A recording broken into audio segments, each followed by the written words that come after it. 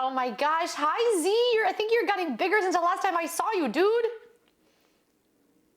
Hi, guys. Are you guys here to learn how to sleep train your parents? Are your parents not sleeping? You're taking the class on how to get mom and dad to sleep? Is that what's happening? They're just getting in your way. They're waking you up at night and they won't take naps. I could see how that'd be really frustrating.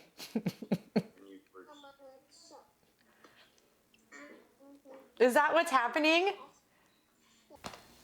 Hi guys, thanks everybody for joining. How's it going? It's so good to see everyone. Okay, so today we're gonna go over, I'm just gonna get started here. We're gonna go over, we're gonna go from the very beginning. So kids, babies, to how to get kids to sleep in a toddler bed, to how to do nap time. We're gonna go through all of it, okay? So please let me know if you have questions, raise your hand, go on chat. I'm happy to stop along the way. Okay, guys? Okay, so sleep training. This is one is near and dear to my heart because I had the worst sleepers on the face of the earth. Like, honest to God, like I didn't sleep for probably 2 years at all. So, and my husband and I would have probably joined a cult if they had found a way to get my children to sleep. I still, to this day, cannot look at like a Pilates ball without cringing because I spent so many nights bouncing on that darn thing. So, I am happy to teach you what to do and what not to do, and I learned the hard way. So what we're gonna go through today, when to start and when not to start, the bedtime routine, which is actually the most important thing. If you could take nothing else out of this thing, it's the bedtime routine is the most important thing we're gonna go over. Sleep training methods, kind of what's available. I mean, there's other things. These are the more kind of popular ones. I'll tell you what I've done. I'll tell you what, pros and cons. Staying on track, naps, and then how to transition from the crib to the bed. So here we go. Background, important information to remember. So there's a reason that good sleep is really important. It's really important for your kid's brain. It's not only important for you, which by the way, getting your kid to sleep is really important for your relationship with your spouse and your mental well-being and ever having another second child. If your kid doesn't sleep, it's gonna be tough to get another one. So but it's really important for them. Kids that are not well rested, they're not learning as well. Their mood, I mean, you can see that, but their memory is their development, their speech, their cognitive development is much slower. So it's important that you do this, not just for yourself, but also for your kiddo. Your kid needs more sleep than you think. So they need, like most of, I think everybody else here, they need about 14 hours of sleep in a 24-hour cycle, which means if they're getting up at 6 a.m., they need to be going to bed at 6 p.m. and they're taking a 2-hour nap. Some kids more, some kids less, but this is pretty, and it's a lot, but it really is important for them. So just keep in mind that most kiddos, including my own when they were little, were not getting enough sleep because we were waiting for them to get tired. And unfortunately, them being tired is not an indication of them how much sleep they need. So a few things to remember. Sleep training is not cruel and unusual punishment for your child.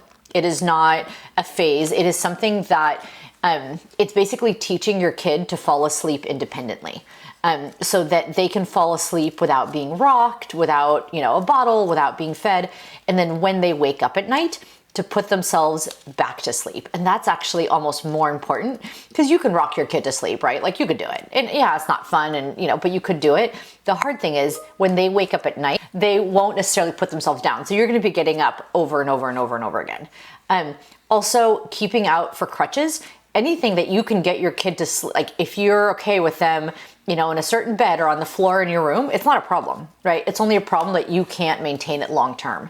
And that is the kind of the crutches that you want to avoid. The other really big thing is make sure you and your partner are on the same page. If you can, tolerate crying and your kid can't, or your other partner can't listen to your kid cry, you're gonna have a really tough time. So make sure you're both fed up enough to listen to some crying because it's gonna happen. But I promise it's gonna be minimal and it's pretty quick.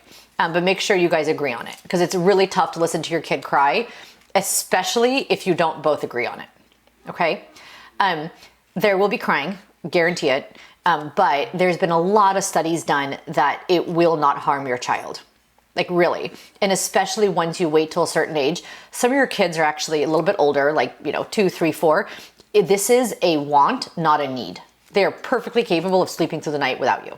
After about 6 months, they are perfectly capable of sleeping through the night without eating and without you there. So when they're crying, they want you to, pick them up, which I get, right? It's very sweet to cuddle mom or dad, but they're not, I mean, they might, be hysterical, but it is not an emotional hysteria. They just want you to come and they want your attention. And then also every child and family is different. And some people, they sleep with their kid in bed until they're 6. And you know what? It's really cute and it's really sweet. And if you can sleep with your kiddo in the middle and it doesn't bother you, like, more power to you. They're adorable. They're not going to cuddle you forever. Most people do not get a good night of sleep that way, but do what's right for you, not what's right for your parents or your friends, or right, like whatever works for you. And honestly, if your kid is not always going to want to sleep with you, and they're going to change and their needs are going to change. So do what works for you at that time. And in a week, in a month, in a year, it might be different, and then you rethink it later. So when can I start? If you got home from the hospital today, it is too soon. But when you can really start, when your child is about 4 months old, is really kind of when you can start it. Before then, it's really not advised. The reason they say 4 months is because that's when the babies are able to go, probably up to 6 to 8 hours without eating all the time.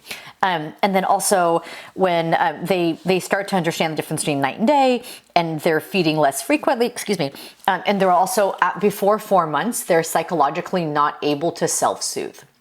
Babies before 4 to 5 months, they really, they don't have the ability to self-soothe, which means they need you to pick them up when they're crying, which is why doctors say you shouldn't do it before 4 months. I would say you should, if you're going to let your kid cry it out, make sure they're healthy, make sure they're developing normally. If you have any questions about their health or development, talk to your doctor, but make sure they're healthy, and then off you go. And then also make sure that your family's kind of in a good place, that, you're not traveling, you don't have, you're not going through any rough patches, your other kid isn't, being particularly difficult, something like that.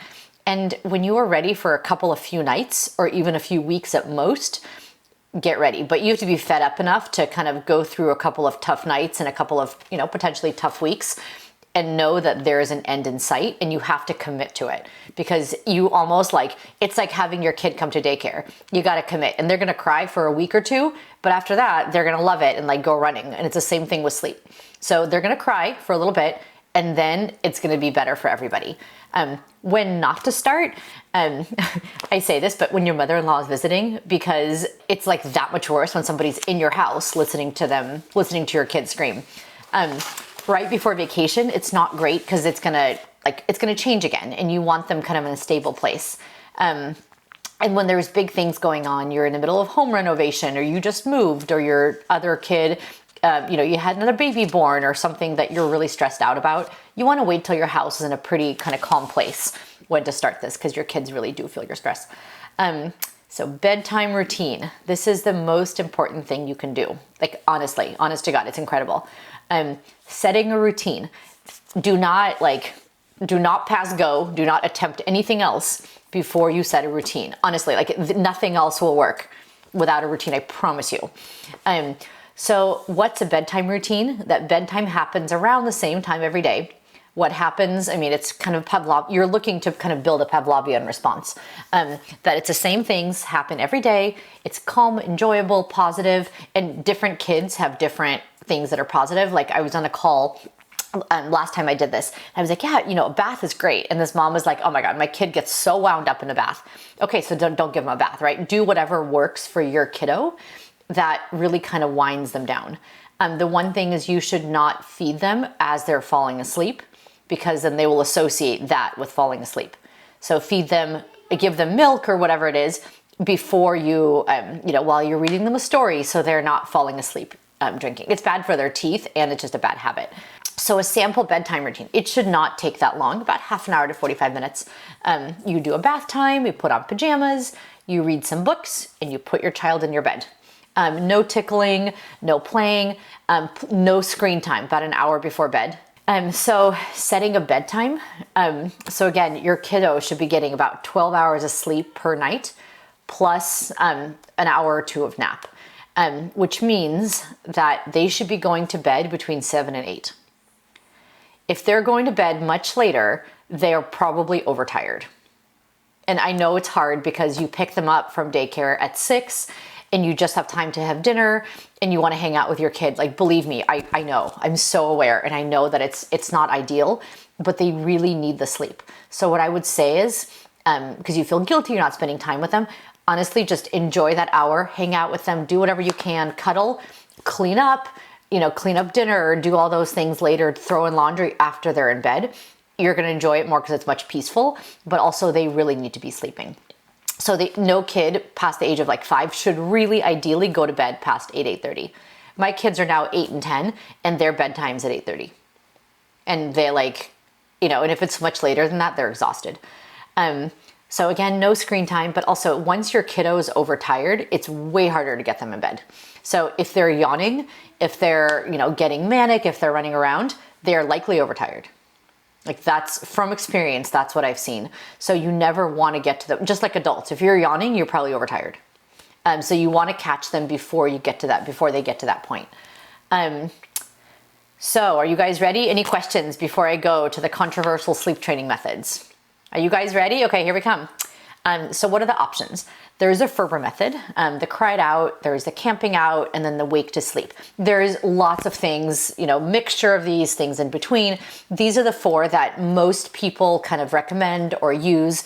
These are also, I've tried most of these, so I can tell you how well they work or don't work, but that's only my 2 kids, right? That doesn't mean it's universal. So the Ferber method, this is what most people makes them feel the most comfortable, because you're letting your kiddo cry, but it's not infinite. So you put your baby down or your kiddo down, they're awake, and you check on them at certain intervals. So you put the kiddo down, you say goodnight, mommy loves you, and then you leave. And you close the door and you leave. And they start crying. And I guarantee you they will start crying. And you come in every 15, 20 minutes, half an hour, whatever your comfort level is, and you just reassure them you do not pick them up. That is key to the whole success of this. Do not pick them up. Do not linger. Mommy loves you. You're okay. Go to sleep. And eventually, just by sheer, they're going to get exhausted and fall asleep. They will, right? Because they're too little to keep it up too long. Some kids will cry. Like, my daughter cried, but it took about 3-4 nights. And then she just realized that, there's nothing fun to be doing. And she slept, and it was like a miracle. It literally, it was a magic trick. People told me it was going to work. I'm like, not with my kid. She will never sleep. But she did. And then you have to kind of do it, every night it's less and less and less. This technique could take about a week to work. But after a few nights, you're going to see progress. Time will be 1.5 hours, and then it'll be half an hour, and then it'll be some whimpering, and you got 20 minutes, and then kind of on and off. They will wake up at night and start crying again because they're used to being consoled at night. So you're going to have a week of waking up and crying too. But I swear it's not as long as you think. It's about a week. Okay, so it's not as bad as you think. The cried out method, we had to do this with my second child because we were just so tired and this kid wouldn't sleep. And it was awful. These children, because my kids are less than 2 years apart, and it was just brutal. So you basically, the child learns that you can cry all you want, no one's coming back. And I know they're safe. We have a camera in their room. We're seeing that they're okay. And it's the same thing with the check and console method. You go through your bedtime, you put them in your bed, say goodnight, and you walk out. And you do not come back until it's, around 5, 6 in the morning. And they will cry, and they will cry and cry and cry. The nice thing of this one, this works pretty quick. 2-3 nights tops. So again, we resorted to it. It's not ideal. I hate to listen to my kid cry too. It's not ideal, but we were so exhausted that we would do anything. I would not suggest this for babies less than 7 months old. Probably even ideally 9 months to a year old. They have to be a little bit older to not be able to eat all night. But this is the fastest working. If you're so exhausted that you're I am done, I'm gonna give this child away. I may not pick them up from Birch Tree one night. Please try this first before you leave them for the weekend. Please try this first. The camping out method, this is basically if you really just cannot tolerate crying. And which, very fair, you're a patient person, good for you. This is basically gradually withdrawing your presence from your kid's room. So it's gonna be less crying, but it's gonna take a lot longer. So the idea is that they see you in the room with them. So you're going to put them in the crib, rub their back first night. I love you, Bubby. Go to bed every time. You do not pick them up. Like, do not, absolutely do not pick them up. The second, so you'll do this for a couple nights and they're going to cry, but they see you and you're okay and you can console them and rub them and touch them. After that, you kind of just back out. So then after that, you might stand by the bed, but do not touch them for a couple nights and they kind of get used to it. And then maybe you're sitting in the chair and they're, you're farther and farther away from the kiddo. And then eventually you're by the door and then you're outside the door and then the door's closed. And so it takes longer for sure, but you get a lot less crying. And your heart doesn't hurt quite as much because you don't feel as awful about letting them cry because you're there with them. But it takes longer. So this is kind of everyone's tolerance for, when your kiddos are really, really, really small, I would probably suggest this, the wake to sleep. So after bedtime, you rock them to sleep, but you have to put them down. Okay, this is the tricky part. They have to be put down, not fully asleep. So they have to be, tuckered, but not like eyes still slightly open. You put them in the crib slightly awake, you walk away, but then you have to get used to the fact that you're going to be, when they wake up, you're going to soothe them again until they're almost asleep and repeat the process.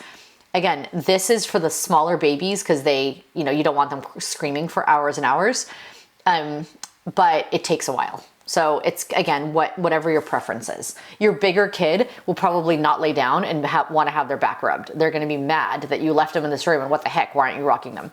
So this is good for babies that maybe can't stand up yet and like they have a little bit less crying strength. So staying on track. Okay, you've picked your method, you are ready to go, you're ready for sleep. So besides the routine, which is the most important thing in this whole presentation, staying consistent is the second. And one of the biggest mistakes parents make is being inconsistent. And you're gonna do it a couple times and then you're gonna let your kid cry for a couple times and then your husband's out and you're home by yourself and you can't take the crying and you go pick him up. Hey, guess what? You're starting all over again. And they will know, like these tiny little kiddos who have not been on this earth for like 2 years yet, they totally know how to play you. And they know that mom's gonna come back or dad's gonna come back and you're starting all over again. So you gotta, if you're committed, you're committed because you're wasting all those hard nights if you're not committed to it. So kids are going to regress. So you really got to stick to it. And then after you've done it for a couple weeks, a couple months, then sure, you can go to bed late one night. You can, be on the iPad, you can, something else, but you really got to have them really well trained before you can make exceptions. So sometimes you're going to have done it for months and you're like, oh my gosh, I'm getting all this sleep. This is amazing. And then your kid wakes up at night and they cry and you're like, what have I done to deserve this? And you do it again and you start, but it will be much easier the second time as long as you stick to it, right? Go back to what you're doing, whatever the method was, do it again. It is much faster because they've learned the skill of putting themselves to sleep, but it's going to be quicker.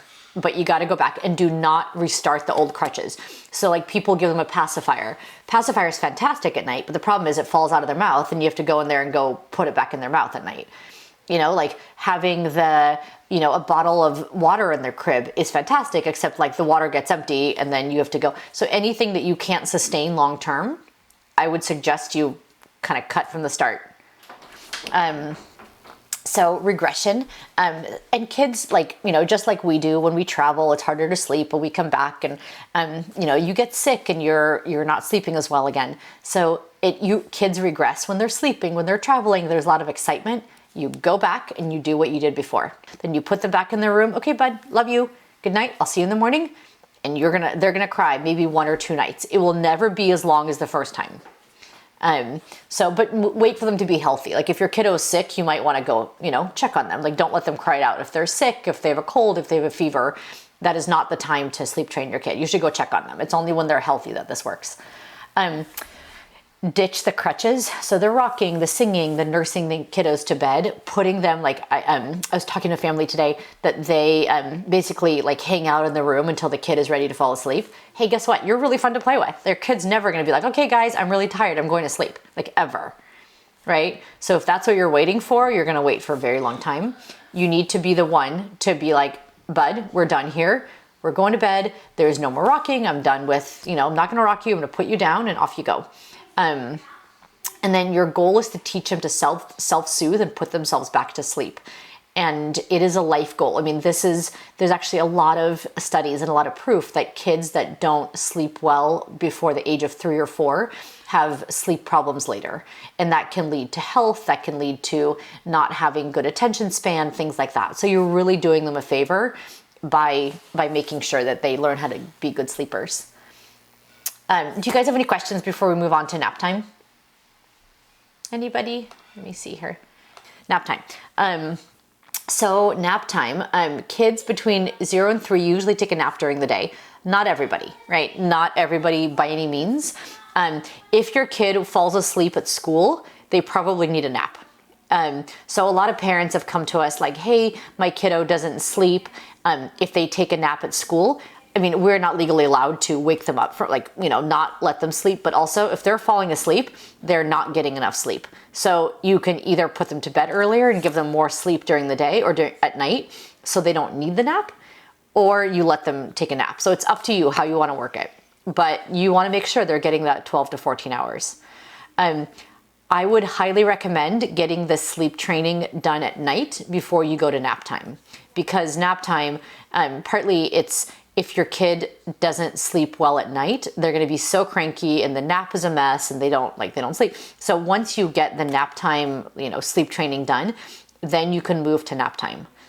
Move to nap time. So whatever it is you're doing, do the same method. You want to be consistent bedtime and wake time. So be consistent, set the same routine. I mean, obviously you won't give the bath at nap time, but you read a book, have their milk, their water, whatever, and put them in the bed, off you go. This is another really important one that people don't realize.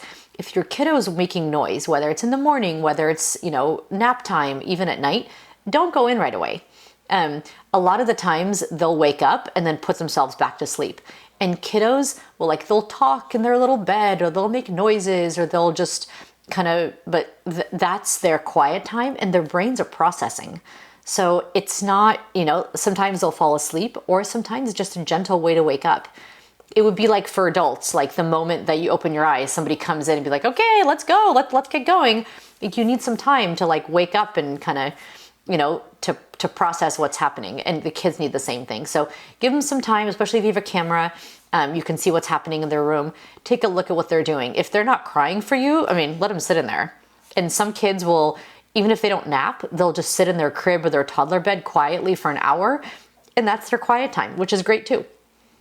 Right? But once they learn how to self-soothe and how to put themselves to sleep, they might sit in their crib for 20 minutes, half an hour, play with their stuffies or whatever it is, and then lay down and go to bed. And once they're able to regulate that, then you can just put them to bed at 7 o'clock and off you go, knowing that they'll get whatever sleep that they need.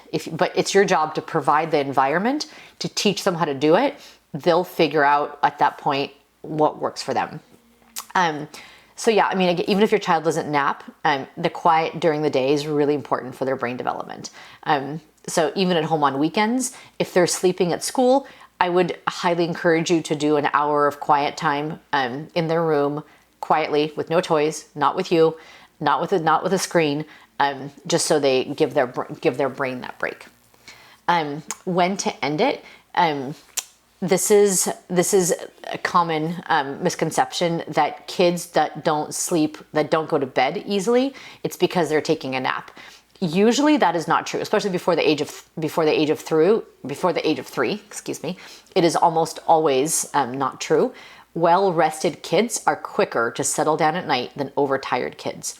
Overtired kids are the ones that are wired, and they're the ones that are running around and they can't stop and they're running at a dizzying pace. Those are the ones that are tired, and you want to get them to bed before they hit that. Because once you've hit that, they're hysterical and they're throwing fits, and it's usually because they're not getting enough sleep. And at that point, I would consider moving up their bedtime, even temporarily. You absolutely can eliminate naps if your kid is 3 or older. Some kids, it works when they're 2.5, but usually 3 is when we see it. They're getting lots of sleep at night and they're not falling asleep despite, you're putting them in their bed. You're, at 1 o'clock, you're giving them the chance to sleep. At school, they have the chance to fall asleep and they just don't. Then, yep, they may not need nap, which is great. but you want to make sure that it's happening consistently, not a day or two. Crib to toddler bed. So to transition to a toddler bed, that the reason most people start to transition is because your kid can climb out of the bed. And once your kid can climb out of that bed, it is no longer safe for them to be in a crib. So that's the biggest reason that, like, otherwise, I mean, it'd be great to keep them there till they're 16, right? Stay in the crib, can't get out, this is great. But at some point, once they can get out is when it's time to make the change. Don't overwhelm your kid with too much change. So don't change rooms, don't redecorate, put the crib generally in the same, or the toddler bed, the same place the crib was. Make sure, like, let them be part of the decorating process. They can pick out their new little sheets. They can, let them be excited about it, that this is your big kid bed, this is a big deal. Also remember that once they're able to get out of their bed, they can get out of their bed. There is no going back. So baby-proof your room. So that means no like electrical heaters. My husband and I made this mistake.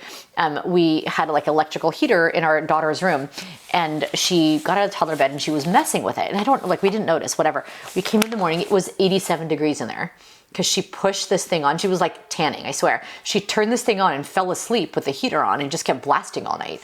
And we just didn't think that, like, why would my 1.5-year-old turn this thing on? But she did. So just beware what's in there that they can get to. And keep a camera in there, just at least for a little while if you can. Putting a child back in bed. It is most likely that once you let your kid out of a crib, you're empowering them to then leave their room, right? Because they can do it. They can reach that little doorknob and like walk out. And what do? You do not interact with them. You make it as boring as possible to come out of that room. So when they walk out, and they will walk out, you take their hand and you walk them back in. You do not engage with them. You don't make eye contact if you can avoid it. Like, calmly, do not get upset, because they want your reaction, right? They want to hang out with you. They want your reaction, and you do not give them a reaction. You do not give them positive or negative reinforcement. You just take them by that sweet little paw and walk them back in the room, close the door, and you're going to have to do this quite a bit. My son did this 18 times on his first night. So 18 times we walked that little monkey back in his room. And the second night, same thing. He got up at night, we had to walk him back. And then eventually he figured out like the same thing was going to happen over and over. And then by the third night, he didn't come out. But basically you want them to learn that there's nothing to be gained from coming out of their room. So the first couple nights you're doing this, don't watch TV, right? Like, don't do anything cool. Do something boring that they don't want to come out to. Like, read a big boring book, or do something. Because if you have a TV going, they're going to come out and be like, I want to do that. So do something that they don't want to participate in. After they're asleep, do whatever you want. Tips. So the older your kiddo is, the longer they're going to fight you on the sleep training. You have to steel yourself that you need the sleep, as do they. And you're gonna see it through. And also, the older they are, the more you know that it is not emotional, that they're just fine. They just need you, or they don't need you. They just want you, which is very different. And they're honestly they're throwing a fit. When they're tiny and you feel bad about it, fine. When your 2 and 3-year-old is coming out and telling you that they want to hang out and play, it is much easier to listen to the crying, to put them back in bed, I think, in my opinion. So many kids will not show any sign of being tired right up until the point they're asleep. And my son's like this. He's like binary. He'll be excited and like playing and reading and having all this fun. We turn off the light and I walk in to like say goodnight to him. 10 seconds later, that kid's asleep, I swear. So don't wait for them to look tired. Because by then you've probably missed that point and you're making it harder on yourself. The routine is the key. It's the closest thing to magic that I'm aware of. Hello, Elena. Hi. Hi, kiddo. It's so good to see you. So the routine is the key. None of this will work without the routine, because they have to be trained to, this is what's going to happen. This is the bedtime. And then make sure your kid gets plenty of exercise and stimulation during the day.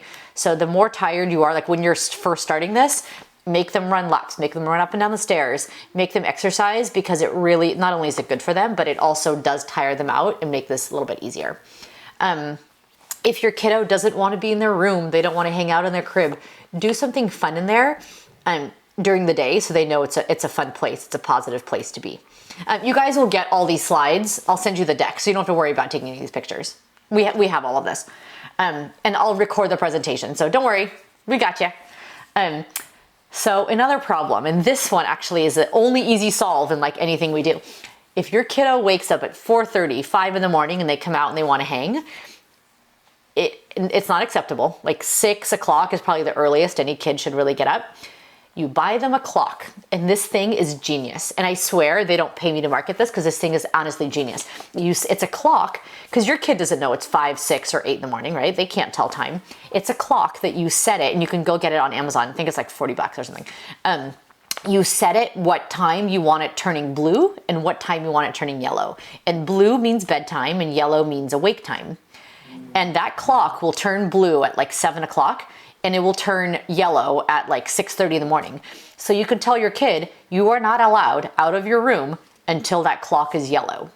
And you practice with them, and that way they know when they're allowed in and out. And they can stay in the room quietly, do whatever they want, as long as that clock is blue. So that would be like when you put them in there, okay, clock's blue, it's bedtime. And then also the nice thing about this is you're not the bad guy, right? I'm not telling you to bed, the clock's telling you to go to bed. I'm fun parent, the clock is the bad one. So then you take away like being the bad guy here, which is really nice, but you have to reinforce it. So you have to follow it every time and absolutely bring it when you go on vacation, because you're going to want that thing, especially with time changes. If it's noisy in your house, you're having friends over, whatever, consider using white noise in your kid's room, because it's hard to sleep with that. And it's exciting, and they're going to want to come out and see you. You might want to consider blackout shades. We especially don't put them in our classrooms because we want the kids to used to getting, to falling asleep with some light, because I'm assuming some of your houses don't have blackout curtains. And the kids do fall asleep, so it's possible. It is a little bit easier if you have blackout curtains, but again, they can fall asleep either way. And then a camera is helpful. So then you can just check what they're doing, make sure they're okay. What else? Making sure both parents take turns with the bedtime routine. And the thing is, part of it, it's so cute. They're this nice, warm, cuddly, usually clean little people out of the bath. They're tuckered, they'll sit on your lap while you read a book, and it's really sweet. But the nice thing about taking turns is someone else can come do it. So if you're working late, if grandma and grandpa are visiting, a babysitter can put them to bed. It's not always the same person, because you do get stuck in a routine where mom is the only one that can put this kid to bed, and then like mom's sick or mom's at work, and like now this kid won't sleep. So you need to make sure that you give other people a chance to hang with your sweet little kiddo at night. Daylight savings. I would do it 15 minutes at a time, because it's hard to be like, oh, now you get to, wake up an hour earlier. Kids don't get it. The tot clock helps, but just move it 15 minutes a day. And then the color changing clock. So that's all I got for you guys. This is tough, but I will tell you that having a kiddo that sleeps will absolutely change your life. And you're going to appreciate hanging out with them so much more when you're rested and they're rested. I promise you. It is worth whatever amount of crying it takes. Your kiddo is going to be fine, and you're going to feel much better about the whole thing. Do you guys, I'm going to stop sharing here. You get to look at me again. Do you guys have any questions?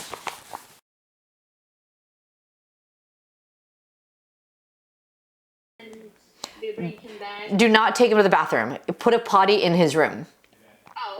Yeah, because that kid will go to the bathroom 100 times a day. Like, we have kids that, like, they will go to the bathroom 7 times during, like, the 45-minute nap time. Trust me, it's not because they have to pee. Yeah. Right? Yeah. So. Yeah, because as soon as he comes back, he again says, I want to go pee. Yeah, no, there's no, like, here's a potty, use at your leisure, knock yourself out, buddy. There's no coming out of your room. Clock's blue, sorry, I love you, but clock's blue. Okay. So yeah, walk him back, no emotion, no interaction, like, don't get mad at him, don't give him a negative, positive reinforcement, literally like, clock's blue, sorry. Okay, yeah. Okay, it will work, it works, that one works particularly quick. So that's a couple nights. Yeah, but no water, he does not all of a sudden need water, he does not all of a sudden, like, kids will be like, I'm starving. Really, you weren't starving 10 minutes ago and you will survive this too. Or like, I forgot my favorite toy. Like, nope, you're done. That's it. There's no coming out. No favorite toy. Like, honestly, these tiny little humans manipulate us so badly.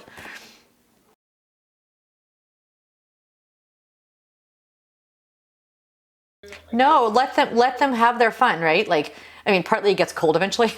that's kind of the natural consequences of it. Or eventually you're like, okay, we're draining the tub. Let's go. Yeah. Okay. That's I mean, at some point, like, or you know what? Set a timer in there. Then you're not the bad guy, right? Like, sorry, it's not me. Like the timer beeps. Or make something exciting, like, oh, like get her a new book. So she's really excited to see the new book after bed or whatever it is. But no, the bath is such a pleasant environment.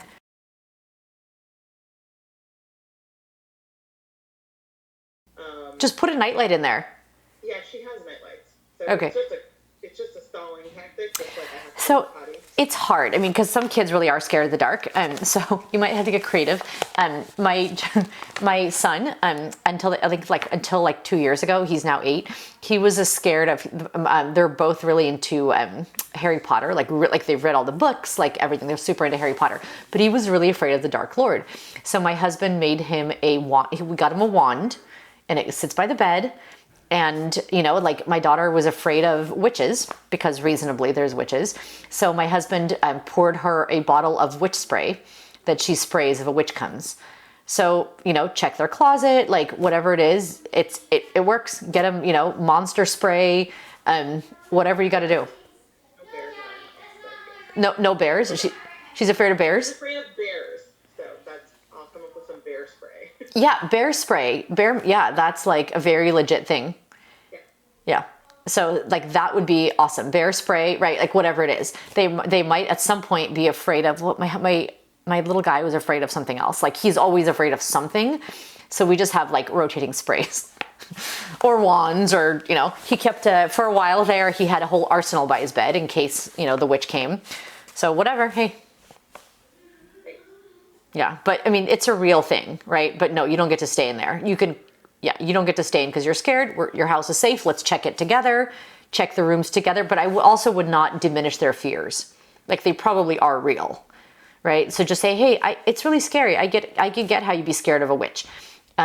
Let's make sure that the witch doesn't get you, right? Here's the, you know, whatever it is that's against witches.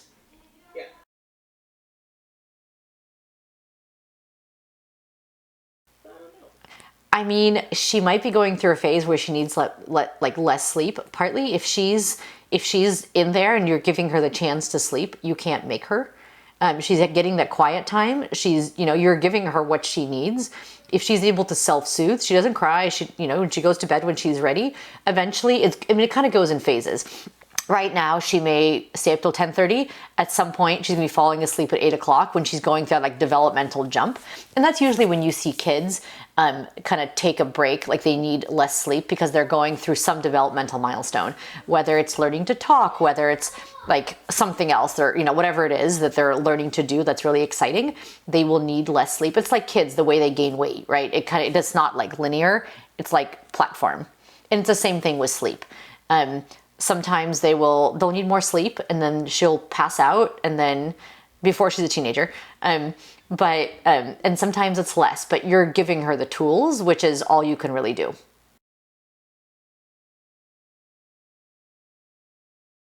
I mean, to be honest, give her, if you feel comfortable with this, Tylenol, give her a dose of Tylenol before you go to bed. Cause that really, I mean, they have stuff you can put on their gums, but yeah, I mean, it is really hurtful.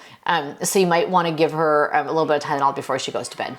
That would be my suggestion. It usually lasts 6 to 8 hours, so it's like enough for her to fall asleep. But yeah, it's tough. I mean, they're also teething for the next year, right? So you've got a long way to go before they're fully done. And it's the molars coming in, it's the most painful. And she's actually right around that age.